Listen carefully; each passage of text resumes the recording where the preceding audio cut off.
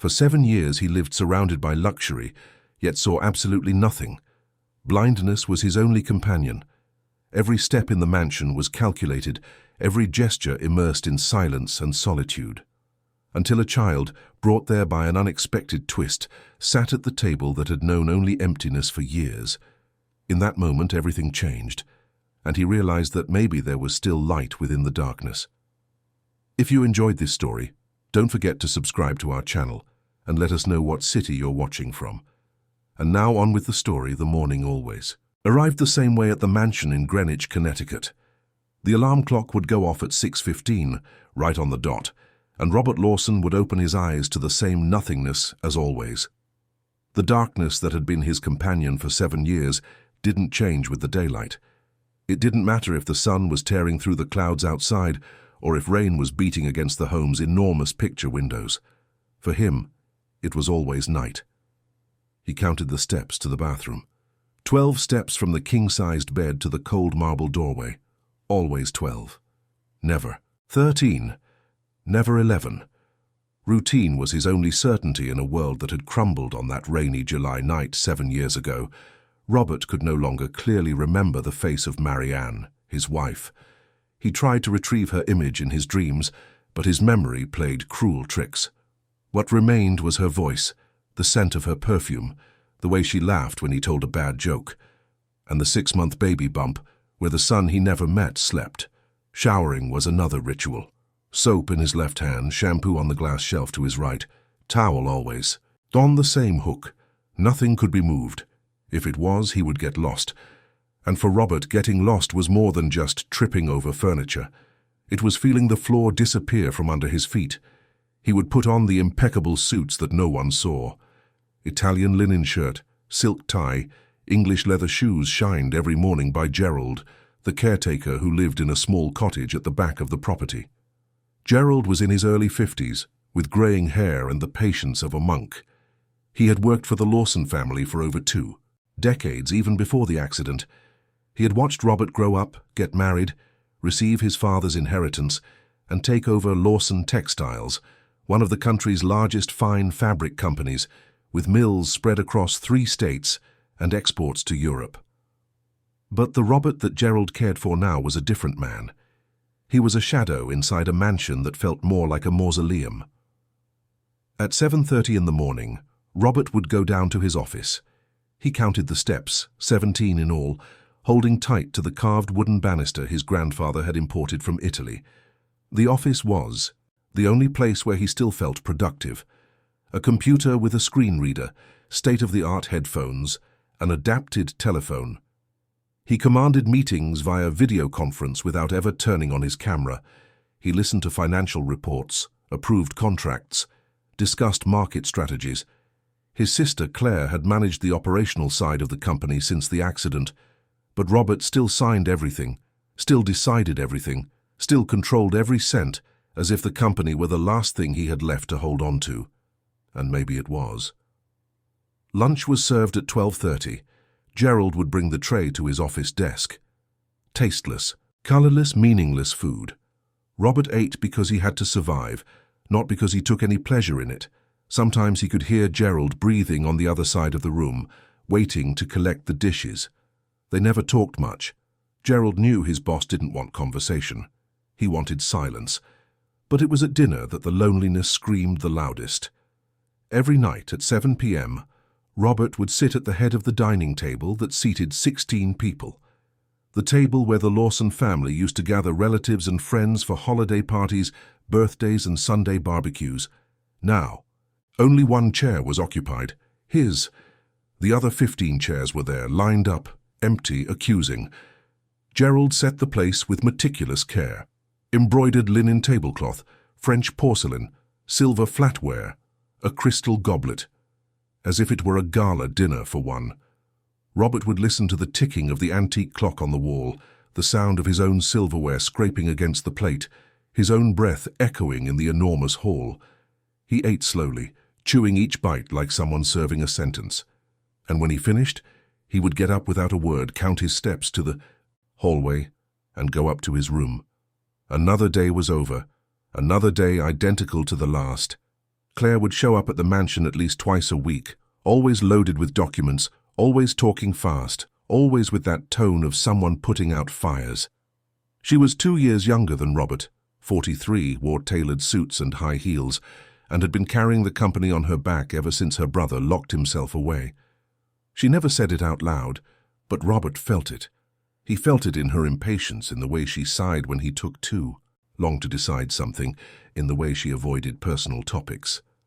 On that Tuesday in October, Claire arrived earlier than usual. Robert was in his office, reviewing an export contract with the screen reader. He heard her voice in the hall, on the phone, probably with a supplier. She walked in without knocking, as she always did. "Robert, I need you to sign these papers today. The meeting with the investors is tomorrow, and we can't delay any longer."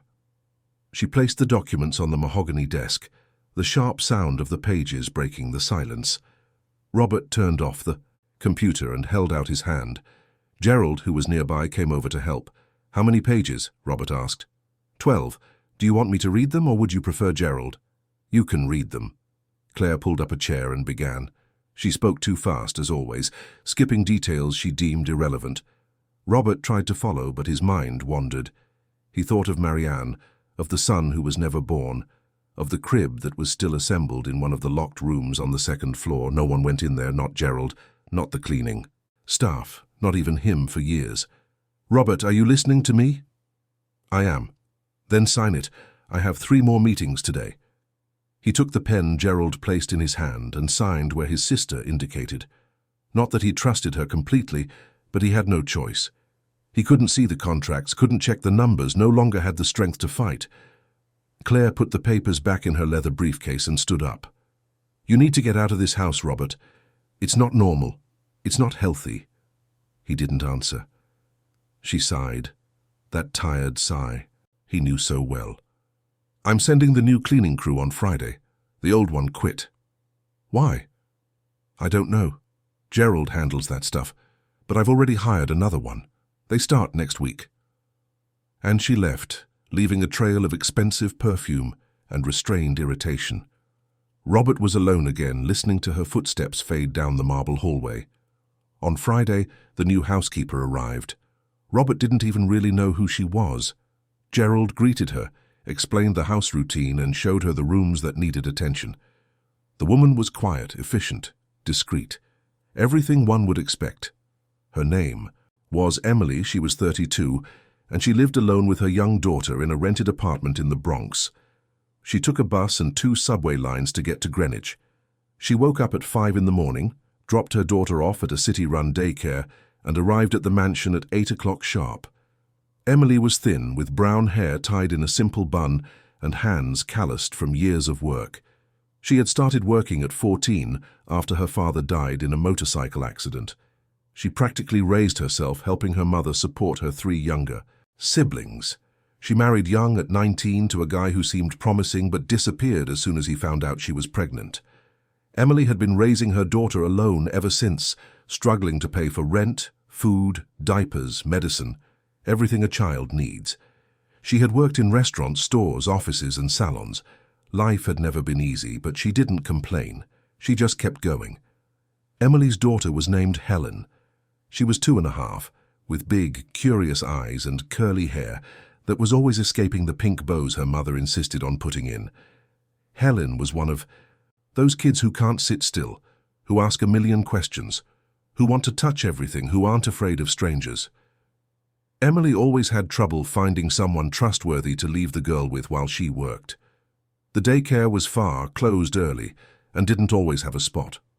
For the first few days, Emily left Helen with an elderly neighbor, Mrs. Irene, who looked after a few kids in the building for a little extra cash. But in the second week of the job, Mrs. Irene got sick. Nothing serious, just a bad flu, but enough that she couldn't watch the children. Emily panicked. She couldn't miss a day at her new job, couldn't risk losing it right at the beginning. So, after calling 6 people and finding no one, she made a risky decision. She brought Helen with her. Gerald was surprised when he saw the little girl walk through the kitchen door, holding tight to her mother's hand.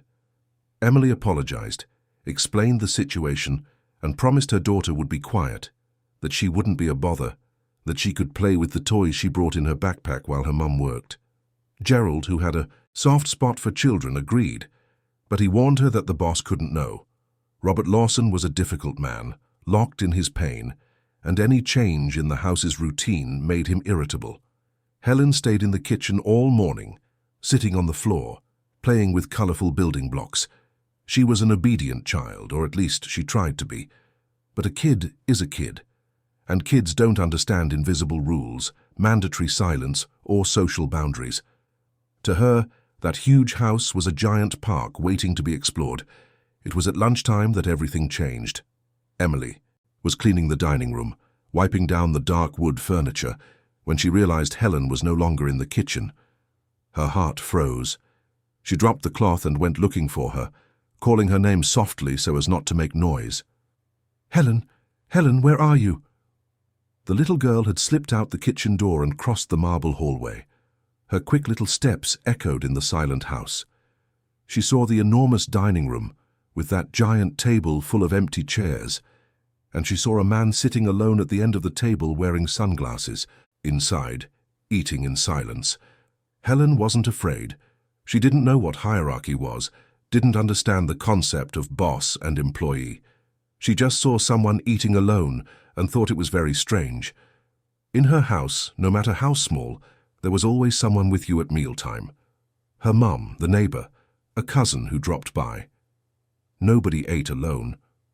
She pulled out a chair, struggled to climb up, sat down next to Robert, and asked the simplest question in the world. "Are you all alone? I'll sit with you." Robert stopped with his fork in midair. For a second, he thought he was imagining things. But the little voice was real, small, full of life. He turned his face toward the voice and remained silent, not knowing what to say. That's when Emily ran into the room, her face pale with fright. "Mr. Lawson, I'm so sorry, please. She got away. I didn't see her. I swear it won't happen again." Her voice trembled. She picked Helen up, trying to get her out of the chair. But the girl resisted, clinging to the table. "No, Mummy, I want to stay. He's all alone." Emily pulled at her daughter, apologizing over. But Robert raised a hand, signaling for silence. Everyone froze. Gerald appeared at the doorway, watching the scene, ready to intervene if necessary. Robert took a deep breath. He could smell the baby shampoo, hear the child's quick breaths, the mother's racing heart. And then, for the first time in 7 years, he said something no one expected. "Let her stay." Emily blinked, not understanding. "Sir?" "Let the girl stay. If she wants to have dinner with me, she can stay." Gerald's eyes widened. Emily was speechless. Helen, of course, celebrated as if she'd won a prize. "Really? Can I really eat here?" "You can, but you have to eat everything, no complaining." "I'll eat everything," Helen promised, swinging her little legs under the table. Gerald went to the kitchen and came back with a plate for the girl. Emily just stood there, unsure if she should leave or stay close. Robert sensed her hesitation. "You can eat too, if you'd like." "No, sir. I've already eaten, thank you." A lie. She hadn't eaten a thing. She never ate during work, saving the lunch she packed to share with Helen later at home, but she wasn't going to admit that in front of her boss. Helen ate with gusto, making noise, getting her face dirty, asking for more juice, laughing to herself about something only she understood. Robert listened to it all, motionless, as if trying to decipher a foreign language. How long had it been since he'd heard laughter in that house? How long had it been since that table served anything other than loneliness? In the middle of dinner, Helen asked a question that caught Robert by surprise. "Why do you wear sunglasses inside?" Emily choked. "Helen, you don't ask that!" "It's okay," Robert said, his voice softer than usual. "I wear them because I can't see. I'm blind." Helen thought for a few seconds, chewing slowly.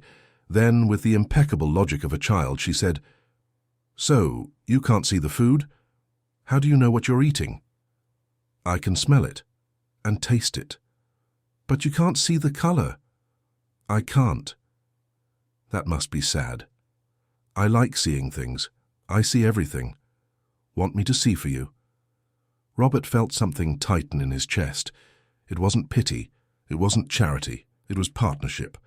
A child offering her own eyes as if lending a toy. "Yes, I would. You can be my eyes." Helen smiled, pleased with her mission, and she continued eating, now describing everything she saw. The color of the tablecloth, the shine of the silverware, the pattern on the china, the big window that looked out onto the dark garden. Robert listened to it all in silence, feeling something he hadn't felt in a very long time, something like presence. When dinner was over, Helen climbed down from her chair and, without warning, gave Robert's leg a tight hug. "I'll be back tomorrow. Nobody eats alone, okay?" And she ran off, leaving Robert alone again in the dining room. But the silence was different now. It was no longer a dead silence. It was a silence full of echoes, of voices, of life. Emily came back a few minutes later to clear the plates, still embarrassed. "Mr. Lawson, I apologize again. Tomorrow I'll find someone to watch her." Robert shook his head. "You don't have to. If you need to bring her, bring her." Emily was speechless. She thanked him quietly and left. Gerald, who was cleaning the kitchen, didn't say anything either, but he had known Robert long, enough to notice something different that night, a crack in the fortress. The next morning Robert woke up at the same time as always. He counted the same 12 steps to the bathroom, took the same shower, wore the same kind of clothes. But something had changed. He was waiting for the evening to come, waiting for dinner, waiting to hear that little voice again, asking questions no one else dared to ask. And Helen came back. She came back on Tuesday, on Wednesday, on Thursday. Always at the same time, always with the same energy, always asking impossible questions. She wanted to know why the house was so big if only one person lived there. She wanted to know why he didn't have a dog, since everyone needed a dog. She wanted to know if he liked ice cream, if he knew how to play ball without seeing, if his sunglasses were magic.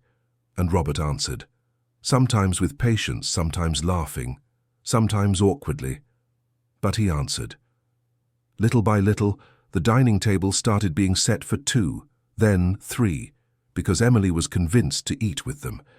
Gerald prepared the meals with more care, poured orange juice for Helen, made French fries when the girl asked, and kept ice cream in the freezer. The house was still enormous. The loneliness was still there, hiding in the corners. But for the first time in 7 years, Robert Lawson no longer ate dinner alone. The following weeks brought subtle but profound changes to the mansion's routine. Robert still woke up at the same time, still counted the same steps, still wore his impeccable suits. But now there was something different in the way he moved through his day. There was an anticipation, a reason for the clock to tick toward 7 p.m. Helen became a constant presence at dinner. In the first few weeks, Emily tried to keep her daughter away from her boss, thinking it was a temporary favor, a kindness that would soon end. But Robert insisted. It wasn't a request. It was almost an order disguised as an invitation. Gerald began setting 3 places at the table every night. Helen's plate was next to Robert's, with smaller silverware, a colorful plastic cup, and a napkin with a teddy bear design. The little girl transformed their dinners. She told stories from daycare, imitated her teacher's voice, complained about a boy who pulled her hair, and celebrated when she learned a new song. Robert listened attentively, sometimes asking questions, sometimes just listening to the sound of that childish voice that seemed to bring light into the dark house. One evening, Helen brought a drawing she had made at daycare, a crumpled piece of construction paper, scribbles of crayon in the most unlikely colors.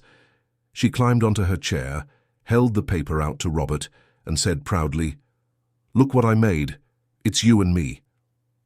Robert took the paper carefully, running his fingers over the rough surface. He couldn't see it, but he could feel the uneven texture of the crayon, the folds in the paper, the affection with which it had been made. "Tell me about it. What's in the drawing?" Helen began to describe it, with that skewed logic of children. She said she was in a blue dress, but the blue she used was lighter because the dark one had run out. She said Robert was wearing huge sunglasses because she couldn't draw them small. She said they were holding hands, even though in real life they had never walked like that. But in the drawing, they did. In the drawing, they were friends who walked together. Robert kept the paper. He asked Gerald to put it on the fridge with a magnet. It was the first drawing to adorn that house in 7 years. Emily watched it all with a mix of gratitude and fear. Gratitude because her daughter was happy, well-fed and safe. Fear because it all seemed too good to last. She knew life. She knew that good things usually had a short shelf life for people like her. But she said nothing. She just kept working, cleaning the house meticulously, taking care of every detail as if she needed to prove she deserved to be there. It was during one of these dinners that Robert asked something that caught Emily off guard. "Do you live far?" Emily stopped with her fork in mid-air, surprised. Robert rarely asked personal questions. "I live in the Bronx, sir." "How long does it take you to get here?" "About 2 hours. Depends on the traffic." 2 hours. "And you do that every day?" It wasn't a question. It was a statement. Emily didn't know what to say. She shrugged as if it were normal. "It's the job, you know. You get used to it." Robert was silent for a few seconds, chewing slowly. Helen, oblivious to the conversation, was playing with the potatoes on her plate, making faces before eating them. "And the girl's father?" Robert asked cautiously. Emily swallowed hard. "There is no father. I mean, there is, but he's not around. He took off when he found out I was pregnant. Never saw him again." Robert nodded without judgment. He knew what loss was. He knew what it was to have expectations and watch them crumble. Everyone carried their pain differently. "That must be hard, raising her alone." "It is, but you find a way." "I always have." The conversation hung in the air. It wasn't uncomfortable, but it was delicate. Emily went back to eating in silence, and Robert didn't press. But something had changed in that exchange. It was as if he had opened a door, even just a crack. The days passed, and Helen's presence began to spread throughout the house. Toys forgotten in the hallway, drawings taped to the fridge, a doll left on the living room sofa. Gerald, who had always been meticulous about the mansion's organization, started leaving. A few things out of place on purpose. Robert liked stumbling upon them. He liked knowing there was life happening there. One afternoon, Helen asked for something that surprised everyone. She was in the kitchen with Gerald, eating a cookie, when she blurted out, "Could we get a dog here?" Gerald almost dropped his coffee cup. "A dog? Here?" "Yeah. Everybody has a dog. Why can't we have one?" Gerald tried to explain that it wasn't his decision, that the boss didn't like noise, that a dog was a lot of work. But Helen wasn't convinced. That night at dinner, she brought it up again. "Robert, could we get a dog?" Robert stopped eating. "A dog?" "Yeah, a little one. I'll take care of it. I promise." Emily intervened, embarrassed. "Helen, stop it. A dog isn't a toy, and Mr. Lawson doesn't need one here." But Robert was thoughtful. How long had it been since that house had the sound of life? How long had it been since there was anything but the heavy silence of empty rooms? "What kind of dog?" he asked. Helen began to describe it, excited. She wanted a small fluffy one that didn't bite, that would be her friend. She talked so much she forgot to eat. Robert listened without promising anything, but the next day he asked Gerald to look for a kennel. A week later, a golden retriever puppy arrived at the mansion. Helen screamed so loud that Emily had to ask her to calm down. The puppy was a ball of golden fur, clumsy, with paws too big for its small body. It licked everyone, barked non-stop, knocked things over, and chewed on slippers. It was chaos in animal form, and Robert loved it. The dog was named Honey, chosen by Helen, because she was the color of the honey she ate on her toast. Honey became part of the house. She slept in a little bed next to Robert's, ran through the hallways, barked at shadows, and lay at his feet during his phone meetings. She was company, she was noise, she was life. One evening, Robert was sitting on the porch listening to the sounds of the garden when Helen approached with Honey on a leash. "Robert, can I ask you a question?" "You can." "Why don't you ever leave the house?" The question caught him by surprise. It wasn't something people usually asked, or they asked with hesitation, with caution, with pity. But Helen asked directly, as if it were the most natural thing in the world. "Because I can't see. It's hard to go out when you can't see. But I can go with you. I'll help you." Robert smiled, a small but genuine smile. "You're very brave, you know that?" "I'm not brave. I'm just me." And that simple answer, said without thinking, hit Robert hard. Helen wasn't brave. She was just herself. She wasn't afraid because she didn't know the weight of loss, of pain, of expectations. For her, life was simple. If someone was alone, you sat with them. If someone needed help, you helped. There was no mystery to it. That night, after Helen had gone home, Robert stayed awake for a long time. He thought about the girl's question. Why didn't he leave the house? The official answer was his blindness. The real answer was fear. Fear of tripping, of getting lost, of depending on strangers, of showing weakness, fear of living again. The following weekend, something unexpected happened. Claire showed up at the mansion unannounced, as she often did. But this time, she arrived at a different hour. It was 7:30 in the evening, dinner time. She came in through the main door, calling for her brother. Gerald tried to tell her he was having dinner, but Claire didn't wait. She went straight to the dining room and froze at the door. Robert was sitting at the head of the table. Next to him, Helen, her mouth smeared with tomato sauce, was laughing at something Honey had done under the table. On the other side, Emily was eating slowly, trying to teach her daughter how to use a fork and knife. And on the floor, the dog was chewing on a rubber toy. The scene was so strange, so far from what Claire expected, that she was speechless for a few seconds. "Robert, what is this?" Robert turned his face toward his sister's voice. "It's dinner. Would you like to join us?" "No, I want to know what's going on here." Helen looked at the woman in the suit, intimidated. Emily stood up quickly, wiping her mouth, trying to look professional. "Good evening, Mom. I'm the housekeeper. I was just—" Claire cut her off. "I know who you are. What I want to know is why you're having dinner at my brother's table."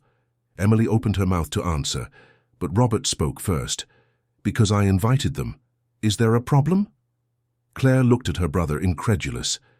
This wasn't the Robert she knew. The Robert she knew was closed off, controlled, distant. This one was relaxed, almost smiling, with a child beside him and a dog at his feet. "I need to talk to you. Alone. Not now. I'm having dinner. It's urgent. It can wait." Claire clenched her fists, controlling her irritation. She wasn't used to being contradicted by her brother. She looked again at Emily, at Helen, at the dog. Something was wrong here. Something she couldn't name, but that bothered her deeply. "Fine. I'll come back tomorrow." And she left, slamming the door harder than she intended. Robert heard the sound of her heels retreating, the car engine starting, the gate closing. Helen, with the sensitivity of a child, asked quietly, "Was she mad?" "She was. But she'll get over it." "Why?" "Because she doesn't like change. And I've changed." "You've changed? How?" Robert thought for a moment. Had he changed? Or had he just stopped running away?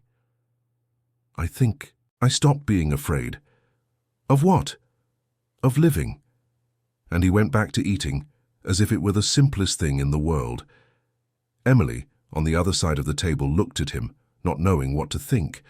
Was this all going to work out? Would his sister accept it? Was she going to lose her job over this?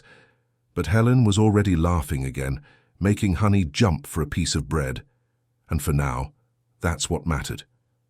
The next morning, Claire returned. She arrived early, before 8, and went straight to Robert's office. He was on a video conference, but she walked in without knocking, excused herself to the people on the call, and disconnected the computer. "Robert, this can't continue." "What can't?" "This situation. You having dinner with the housekeeper and her daughter. It's not normal." "Why not?" "Because it's not. You're the owner of this house. She's an employee. There's a hierarchy. There are boundaries. And who defined these boundaries? Society, common sense, reality." Robert leaned back in his chair, crossing his arms. "Claire, since when do you care what I do inside my own home?" "I care when you're doing something that could harm you." "Harm me how?" "In many ways. Financially, emotionally. You're vulnerable, Robert. You've been alone for years, and suddenly this woman with a child shows up and you think, Think what? That she's using me? That she's after my money? I didn't say that. But you thought it. Claire sighed, trying to control herself. I just want to protect you. It's my duty as your sister. I don't need protection. I need life. And that's what they've brought here. They? You barely know this woman. She could have a past, she could have debts, she could be taking advantage of your condition. Robert slammed his hand on the desk, making Claire take a step back. My condition? You mean my blindness? Just say it, Claire. You think I'm incapable of making my own decisions. That's not it. Then what is it? I just think you should take it slow. Get to know people better before letting them into your life like this. I am taking it slow. We're having dinner together, not getting married. Claire's face flushed. This conversation wasn't going where she wanted it to. Fine, I'll let you think about it. But if you need me, if something goes wrong, I'll be here. I know. She left, leaving Robert alone again. He sat there in the dark, thinking about his sister's words. Was she right? Was he being naive? Was Emily really taking advantage of him? But then he remembered Helen's voice asking if he was alone. He remembered the laughter at dinner, the weight of honey lying at his feet, the smell of home-cooked food filling the kitchen. And he decided that if this was a mistake, it was the best mistake he had made in a very long time. If you were in Robert's shoes, would you have trusted Emily and Helen, or would you have listened to Claire's advice? Tell us in the comments. The following weeks were tense. Claire started showing up at the mansion more often, always with some excuse. She needed a signature, had an important meeting, wanted to talk about investments. But Robert knew. She was watching. She was waiting for a misstep, for some proof that her suspicions were correct. Emily felt the change. She felt Claire's eyes on her, the way the woman asked seemingly innocent questions about her life, her past, her plans. She tried to keep her head down, do her job, and not give anyone a reason to complain. But it was hard. It was hard to work under constant suspicion. One afternoon, Claire called Emily for a chat in the sitting room. It was the first time she had spoken directly to the housekeeper. Emily entered nervously, wiping her hands on her apron. "Sit," Claire said, pointing to the sofa. Emily sat on the edge, her posture rigid like someone expecting bad news. "I wanted to talk to you about my brother." "Yes, ma'am." "You know he's been through some very difficult times, right? The accident, losing his wife, his blindness, it all left scars." "I can imagine, ma'am." "He's a sensitive man, vulnerable, and as his sister, it's my responsibility to protect him." Emily nodded, not sure where this was going. "I know that you and your daughter have gotten close to him, and I understand that it happened naturally, without any ill intent, but I need to be sure that you understand your position here." Emily felt her throat tighten. "My position? You're an employee. He's your employer. That line cannot be crossed. There can be no confusion about that." "There's no confusion, ma'am. I know very well who I am and where I stand." "Good. Then you understand that any kind of relationship beyond a professional one would be inappropriate." Emily swallowed hard. She wanted to scream, to say that she hadn't done anything wrong, that she was just being kind, that her daughter was just a child who didn't understand social classes. But she said none of that, because she knew words wouldn't change the mind of a woman like Claire. "I understand, Ma'am." Claire smiled, satisfied. "Excellent. Then we're on the same page." And she dismissed Emily with a wave of her hand, as if shooing away a child after a scolding. Emily left the room with her legs shaking, her heart racing, tears burning in her eyes. She knew what that meant. She was being warned. Either she backed off, or she'd lose her job. That night at dinner, Emily was too quiet. She barely ate, barely spoke. Helen, sensing the strange mood, was also more withdrawn. Robert felt the change. "Did something happen?" "No, sir. Everything's fine." "No, it's not. You're different." Emily took a deep breath. She wanted to tell him to vent, but she couldn't. She wasn't going to turn Robert against his own sister because of her. "I'm just tired. It was a long day." Robert didn't believe her, but he didn't press. After dinner, while Emily was cleaning the kitchen, Gerald approached her. Claire spoke to you today, didn't she? Emily looked at him surprised. She did. She's worried about her brother. Always has been. But sometimes she goes too far. She's right, Gerald. I'm just an employee. I shouldn't be having dinner with him. I shouldn't be letting my daughter get so close to him. This is going to end badly. Gerald shook his head. You haven't seen what I've seen. I've known that man for over 20 years, and for the first time since the accident, I saw him truly smile. Because of your daughter. Because of you. Emily wiped away a tear that had escaped. But what if Claire is right? What if I'm messing up his life? What if he regrets it? Gerald placed a hand on her shoulder. Then he'll tell you. Robert is a grown man. Let him decide. But Emily wasn't so sure. She wasn't so confident. She came from a world where good things always had an expiration date, and that date was fast approaching. The next few days were the hardest. Claire didn't give up. On the contrary, she intensified her surveillance. She started showing up unannounced, always at strategic times. 7 in the morning when Emily arrived, noon at lunchtime, 7 in the evening at dinner. She noted everything, observed everything, looking for any sign that her suspicions were correct. And then she hired a private investigator. She didn't tell Robert, of course. But she needed to be sure. She needed to know who this woman was who had entered her brother's life so suddenly. The investigator was discreet, efficient, expensive. He dug into Emily's life like someone turning over drawers looking for something hidden. 2 weeks later, Claire had a thick report on her office desk. Photos, documents, interviews. Emily, born in Yonkers, daughter of a factory worker and a homemaker. 4 siblings. Father killed in a motorcycle accident when she was 14.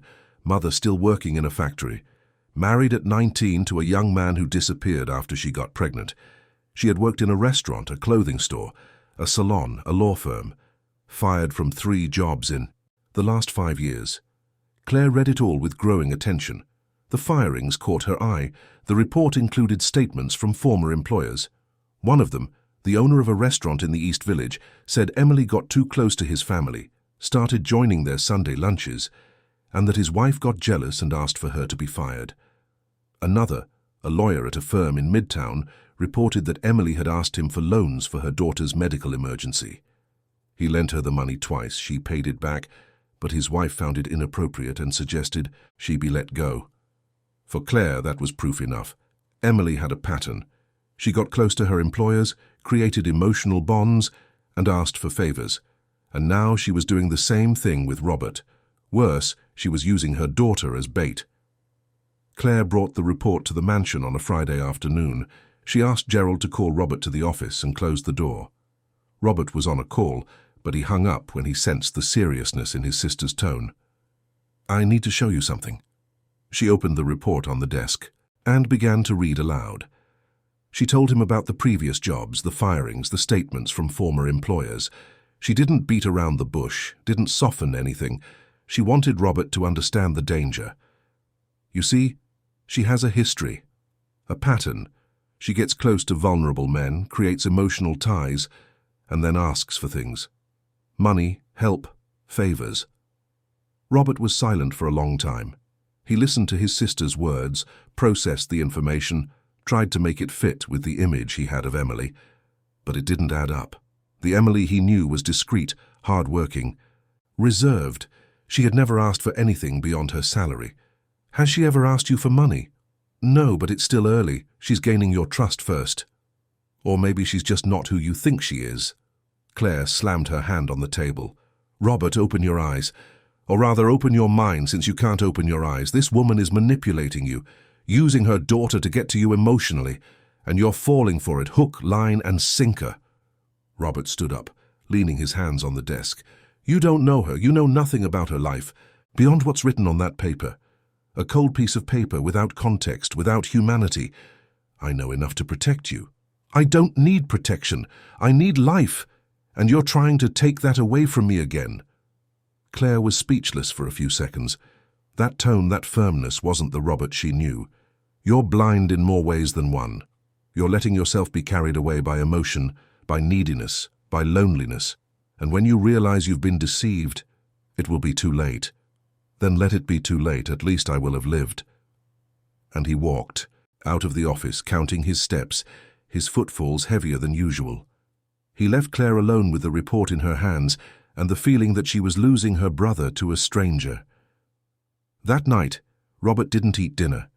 He told Gerald he wasn't hungry, that he was going to stay in his office and work.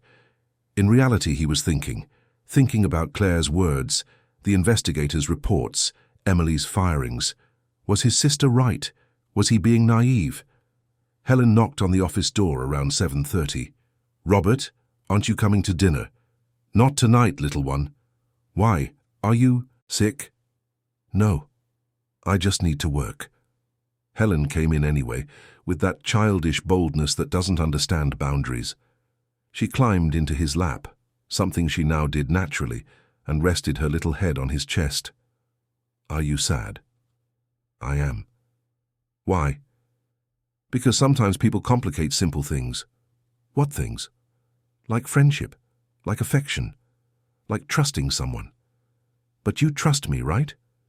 Robert hugged the little girl, smelling the baby shampoo, the small warmth of her body.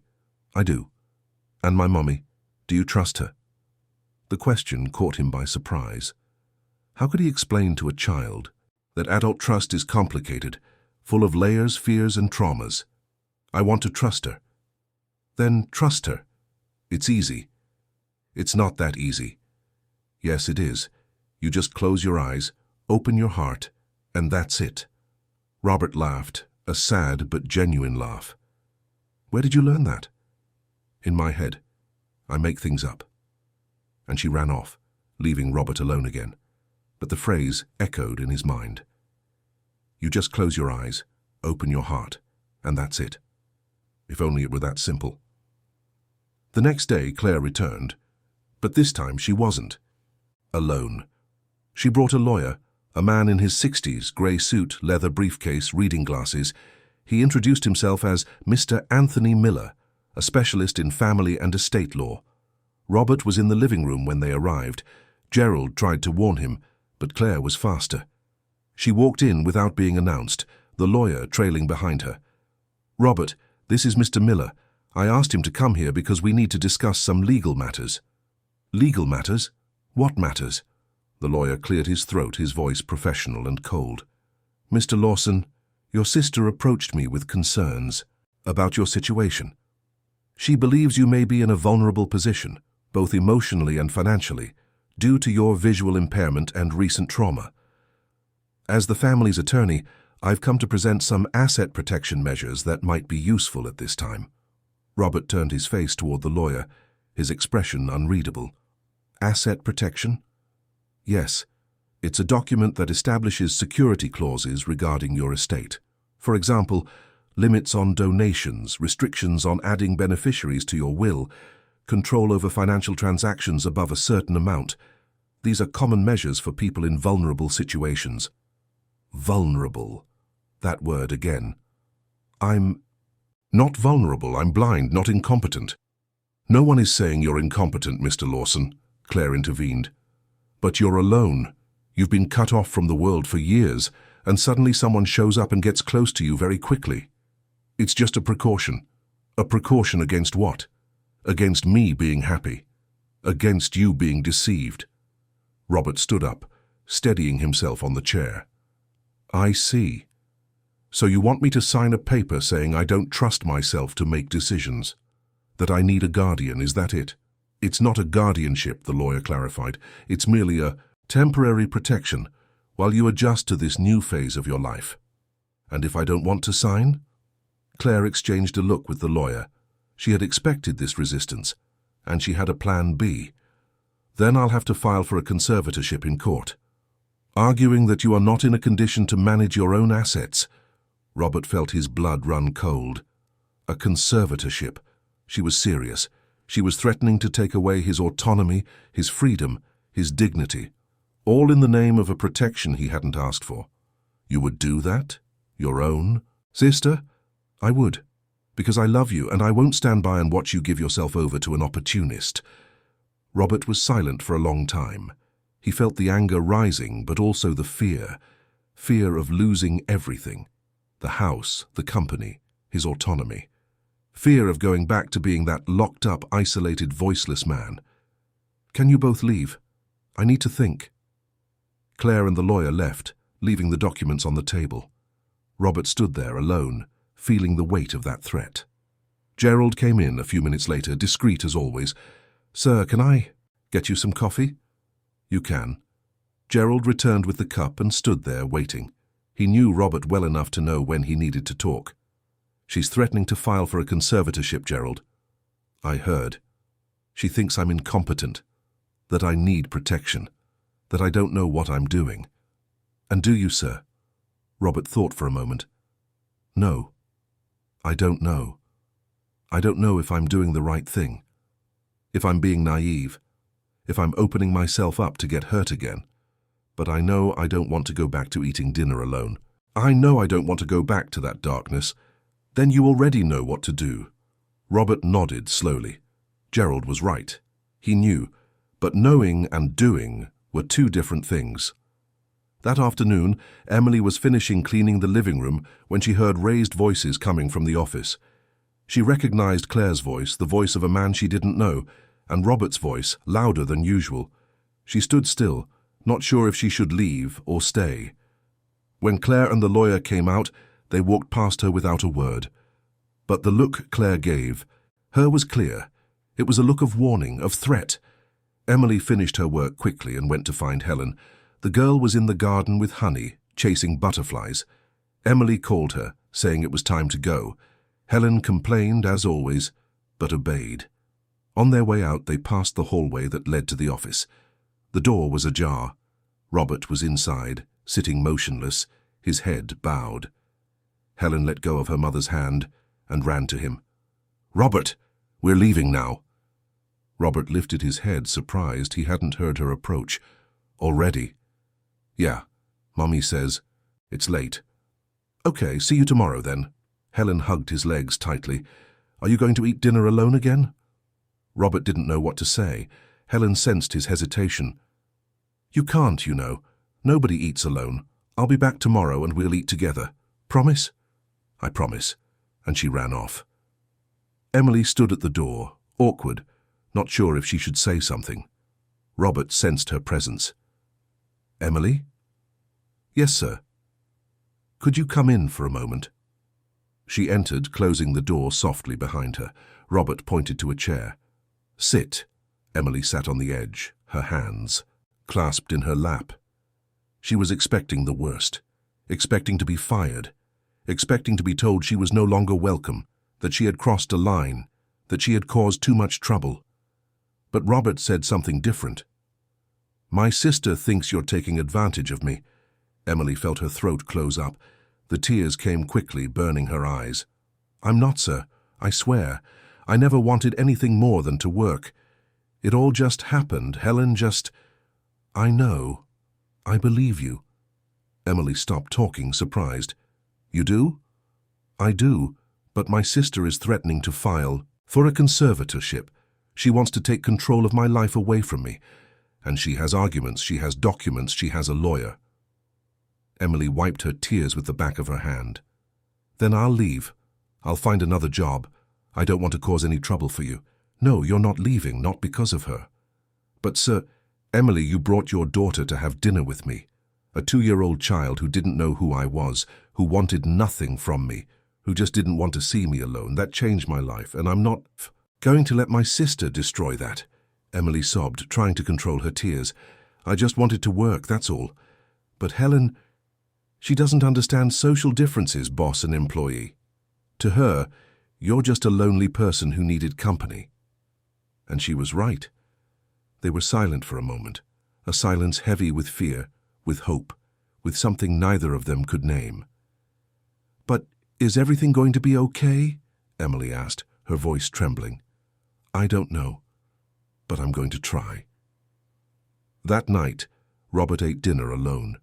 He asked Gerald to tell Emily he was working, that he didn't want to be disturbed. In truth, he needed to think. He needed to decide what to do, sign the papers and surrender to his sister's control, or fight for his own autonomy, even at the risk of losing everything. As he ate in silence, He heard small footsteps in the hallway. Helen. She had come back. She entered the dining room with Emily behind her, apologizing. She ran off again. I'm sorry, sir. But Helen had already climbed into the chair next to Robert. You promised you wouldn't eat dinner alone. Robert felt his chest tighten. That small, stubborn, brave little girl was right. He had promised. And promises mattered. You're right, I did promise. Want to have dinner with me? I do. And Emily too. Emily looked at Robert, her eyes still red from crying. He nodded, a gesture of invitation. She sat down slowly as if stepping on thin ice. That night the table was set for 3 again, and on the floor Honey snored contentedly. Outside, Claire watched it all through the window, leaning against her car. She saw her brother smiling, the child laughing, the housekeeper eating beside him, and she knew she had lost the first battle. But the war was far from over. In the following days the tension mounted. Claire began making daily visits, always bringing new documents, new arguments, new lawyers. Robert resisted, but he felt the walls closing in.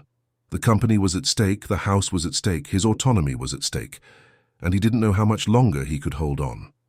Claire's pressure became unbearable. She was relentless. Every morning she brought a new argument, a new strategy, a new document for Robert to sign. She said she was doing it out of love, responsibility, family duty. But Robert felt something else. He felt the control, her need to keep everything under her command, the fear of losing the power she had built over the last 7 years while he hid from the world. On a rainy Tuesday in November, Robert had a breakdown. He was in his office alone when he felt the pressure build. Claire's voice echoed in his head, mixed with his doubts, his fear, his guilt. What if she was right? What if he really was being manipulated? What if this was all a trap and he was falling for it like a fool? He picked up the phone and called Emily. She was in the laundry room folding towels. Emily, can you come here? She dropped everything and went. She found Robert sitting in his office chair, his head in his hands, his breathing heavy. She stood at the door, not knowing what to do.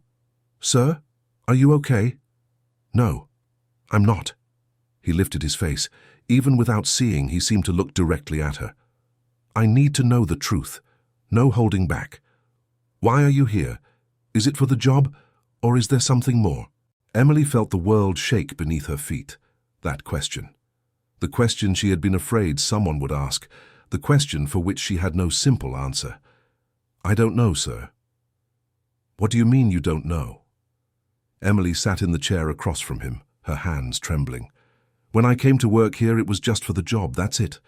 But then Helen, she liked you, and you were kind to her. And I saw something that I didn't expect to see. What? A lonely man. A man locked away. A man who seemed to have given up on living. And I understood that. Because I've wanted to give up too. When Helen's father left, when I was alone with a newborn baby, with no money, no support, no hope, I almost gave up. But I didn't because of her. Because a child forces you to keep going, you know? A child doesn't understand giving up. Robert listened in silence, his breathing still heavy. And when I saw Helen sit next to you that first night, when I saw you smile for the first time, I thought maybe we could help, not for money, not for personal gain, but because loneliness recognizes loneliness. And we were lonely too, each in our own way. Tears were streaming down her face now, uncontrollably. But if you think I'm here for another reason, if you think I'm taking advantage, I'll leave. Today. I don't want to cause problems. I don't want you to lose anything because of me. Robert was silent for a long time. Then he reached out his hand, searching for hers. Emily took it, surprised. I believe you, but my sister won't give up, and I don't know how much longer. I can hold out. She's threatening to file for a conservatorship, and if she succeeds, I lose everything, even the right to choose who I spend my time with. Then I'll leave, before that happens, before you lose everything. No, I don't want you to leave. But, sir, I want you to stay, and I'm going to find a way to fix this. He squeezed her hand, hard. It was a plea, a prayer, a vote of confidence in a world where trust seemed increasingly scarce. That night, after Emily and Helen had gone, Robert made a decision. He called a lawyer who wasn't connected to Claire, someone trustworthy who had worked with his father years ago. Dr. Michael Stevens, a retired lawyer who still took on special cases. He explained the situation, the documents Claire wanted him to sign, the threat of a conservatorship. Michael listened attentively. "Robert, your sister can try, but a conservatorship isn't a simple thing. She has to prove you're incapacitated. And you're not. You run a company, make complex decisions, live independently. Blindness is not synonymous with incapacity." But what if she convinces the judge? She won't. Not with the arguments she has. But I suggest you get ahead of it. See a therapist, show that you're in full control of your mental faculties. And if she does file, we'll fight it, hard. Robert hung up the phone feeling a little stronger, a little more prepared. But there was still fear. Fear of losing, fear of getting hurt, fear of trusting and being betrayed again. In the following days, Claire noticed her brother was different, firmer, more resolute. And that scared her even more. She returned to the mansion on a Friday with a final offer. "Robert, I've thought a lot, and I've come up with a compromise. If you sign a document limiting donations and changes to your will, I'll drop the conservatorship. You keep your autonomy, and I'll have peace of mind." Robert, who was on the porch with honey lying at his feet, didn't move. "And if I don't sign? Then I'll move forward with the proceedings, and you know I'll use every resource I have, including using my pain against me, if I have to." Robert took a deep breath. He knew this was the moment. He either gave in or he fought, and he was tired of giving. "So then go ahead. File the papers, but you're going to lose." Claire's eyes widened. "You're bluffing." "I'm not. You can try to control me. You can try to convince me that I'm incompetent. But I'm not. I'm blind, Claire. I'm not crazy. I'm not incompetent. And I have the right to choose who I want in my life. Even if those people are using you, even if you think they are. Because I'd rather take the risk and get hurt than go back to that prison I built for myself over the last 7 years. Claire was speechless. For the first time in a long time, she saw her brother for who he really was. Not the broken man she had tried to control, but the man he was becoming again. "You're going to regret this." "Maybe. But it will be my regret, my choice, my life." And he turned his back, ending the conversation. Claire stood there, motionless, feeling control slip through her fingers. She left the mansion without another word, but Robert knew it wasn't over. She could still file. She could still fight. And the battle was far from over. That night at dinner, Helen noticed Robert was tense. She climbed into his lap, as she always did, and rested her forehead against his. "Are you worried?" "I am." "About what?" "Grown-up stuff." "But I can help. I always help." Robert hugged the little girl, smelling her shampoo, the small warmth of her body. "You've already helped me more than you can imagine." "How?" "You reminded me that life is worth living, even when it hurts, even when it's hard." Helen was thoughtful for a moment. Then she asked, with the brutal honesty of a child, "Do you like my mommy?" Robert choked. Emily, on the other side of the table, blushed. "Helen, you don't ask that." But Helen insisted, looking at Robert with those big, curious eyes. "Do you?" Robert took a deep breath. That question, the question he had avoided asking himself, because the answer was complicated, scary, and all too real. "Yes, I do." Emily stopped eating, her heart pounding. Helen celebrated, as if she had discovered an important secret. "So are you guys going to get married?" "Helen!" Emily was beet red now. "What? When someone likes someone, they get married, just like in the storybooks." Robert laughed, a nervous but genuine laugh. "It's not that simple, little one." "Why not?" "Because grown-ups complicate simple things, then uncomplicate it." And she ran off, leaving the two adults alone at the table, in the awkward silence of people who know a child has just touched a raw nerve. Emily was the first to speak. "Mr. Lawson, You can just call me Robert." "Robert, then. I don't want you to feel pressured. Helen is a child. She doesn't understand." "But she's right. I do like you. And that scares me." Emily looked at him, her eyes full of tears. "Why?" "Because I've already lost everything once. I lost my wife, I lost my son, I lost my sight, and the idea of opening up again, of trusting again, of loving again, it's terrifying." Emily reached out her hand, gently touching his face. "I'm scared too. Scared of not being enough. Scared of entering a world that isn't mine.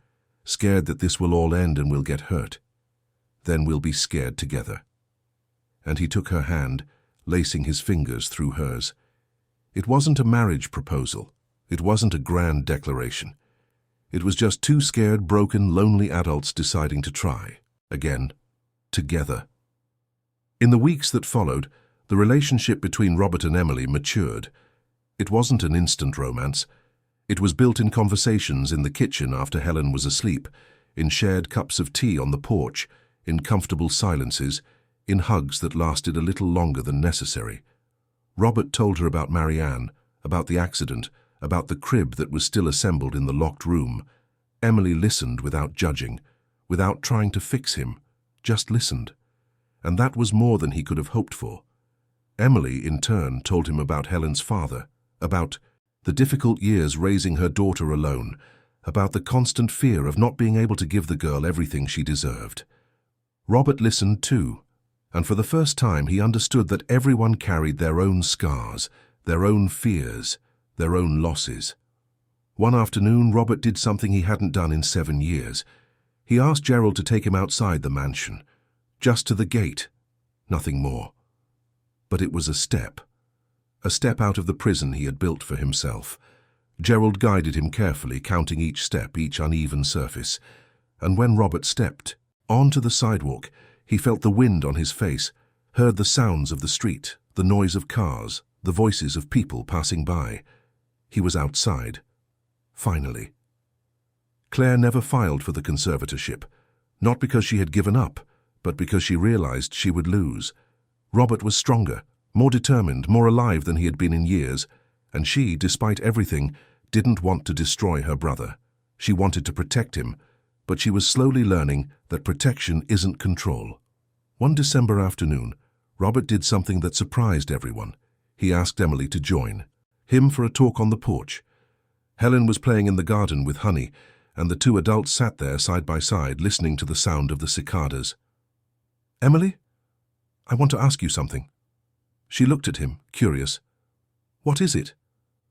Robert took a small box out of his pocket. His hands were shaking. He couldn't see her face, but he felt her breath change, felt the heavy silence of anticipation. "I know it's soon. I know we're still getting to know each other. I know there are 1,000 reasons for you to say, no, but I don't want to wait anymore. I don't want to live in fear anymore, so I'm asking you, will you marry me?" Emily was speechless.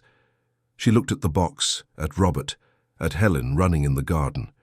She thought about everything she had been through, all the struggles, all the nights sleeping on the small sofa in her rented apartment, and she thought about what could be, a house full of life, a family, a new beginning. "I will." Robert broke into a huge, relieved smile. Emily took the box, opened it, and saw the simple but beautiful ring. And for the first time in a long time, she believed that good things could happen to people like her, too. Helen, of course, was the first to scream. She had seen everything from a distance and came running, jumping, celebrating as if she had just received the best gift in the world. "You're getting married, I told you, I always knew." The wedding was simple, on the mansion's porch with flowers from the garden and a few guests. Gerald cried discreetly. Claire attended and cried too, though she wouldn't admit it.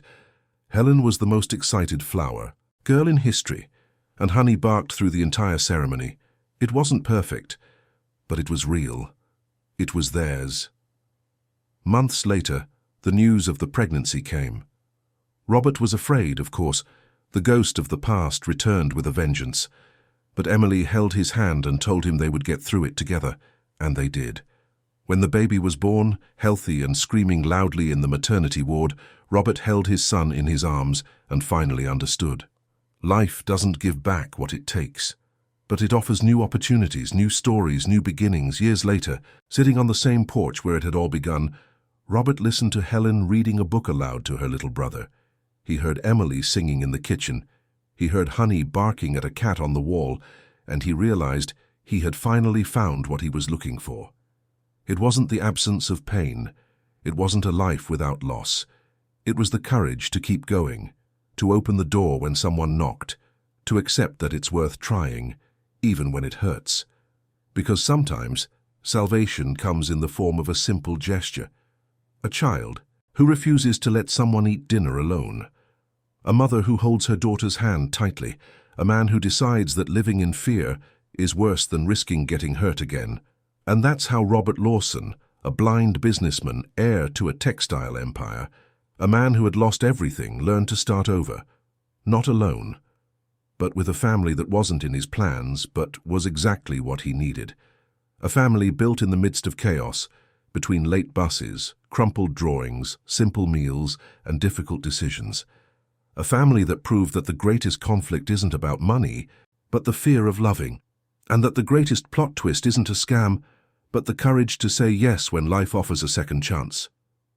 Robert never regained his sight, but he learned to see in other ways, to see through Helen's laughter, his son's cries, Emily's voice, Honey's bark, to see through touch, smell, and sound, to see with his heart, and he discovered that this vision was clearer than any he had ever had before.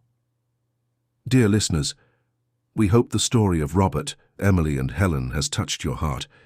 If you were moved by this journey of new beginnings, courage, and love, please click the like button, subscribe to the channel, and tell us in the comments what part of the story resonated with you the most.